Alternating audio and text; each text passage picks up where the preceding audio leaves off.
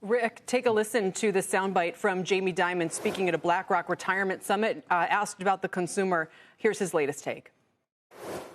Obviously, if you look at the economy today, you see a weakening. The consumers are still spending money, jobs are still plentiful, wages are still going up, CPI is kind of leveled off a little bit, but you do see a weakening in sentiment, certain type of spend that people consider more discretionary.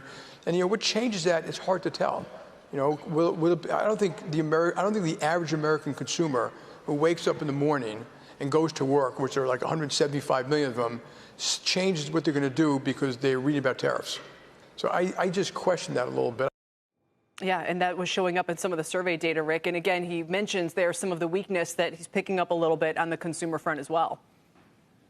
Yeah, no, I completely agree with Jamie Dimon. I'll even take it a step farther. I think that his bank and many banks, they monitor credit purchases. If you look at who's doing the consumption, as Treasury Secretary Bissett said on her own channel, an inordinate amount of that is coming from a certain demographic, older, that doesn't really need credit. And to take that a step farther, like me, many people have been paying in cash when they go out.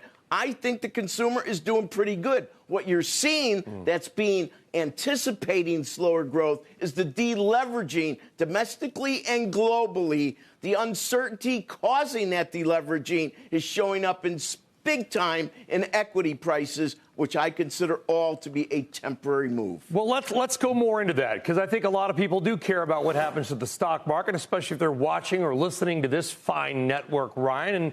And listen, when I looked up and I saw AppLovin was down, whatever it was, and Palantir was down, whatever it was, my first thought was, what the hell do they have to do with tariffs?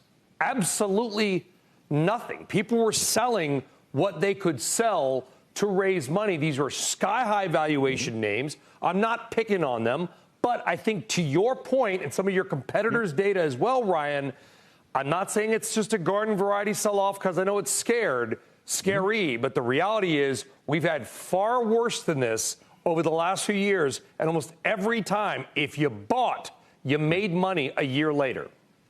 No, you're right. And, one of the things there, Brian, is as of Friday, right, for the year, I know we had a big sell-off Monday, but as of Friday, 9 sectors are up on the year, right? Technology, communication services were down.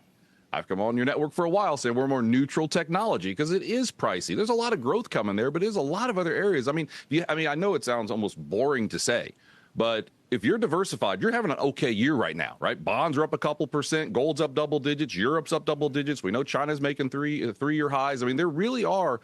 Diversification can be a dirty word because it hadn't worked because everybody's just in Mag 7 and that was great for everyone.